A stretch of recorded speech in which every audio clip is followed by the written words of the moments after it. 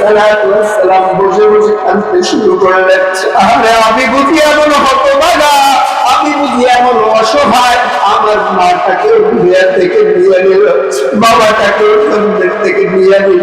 কেমন হয় বাবার আদর, কেমন হয় মায়ের আদর, আমি বুঝতেও পারলাম না।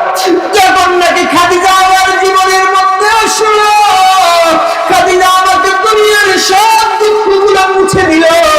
সেই খাদিজা আমার জীবন থেকে চলে গেল। আমার খাদিজার পরে আমার চাচাটা পাশে এসে দাঁড়ালো, চাচা পাশে এসে দাঁড়ালো, সেই চাচাটা আজ দুনিয়ার থেকে চলে গেলেন।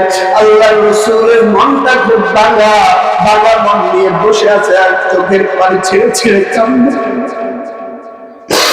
আল্লাহ পাক রব্বুল আলামিন জিবরাইলকে পাঠিয়ে দিলেন, আরে জিবরাইল দৌড়ে যাও, আমার হাবিবের চোখের পানি আমি আল্লাহর সহ্য করতে পারছি না, আমার হাবিবের চোখের পানি আমি আল্লাহ সহ্য করতে পারি না, দৌড়ে যাও, আমার হাবিবকে তাড়াতাড়ি করে আমার কাছে নিয়ে আসো।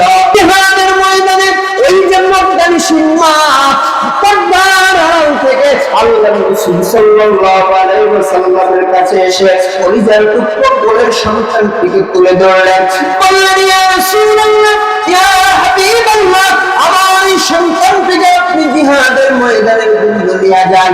আল্লাহর রাসূল সাল্লাল্লাহু আলাইহি ওয়াসাল্লাম বললেন, এই ছোট্ট সন্তানটিকে নিয়ে আমি কি করব?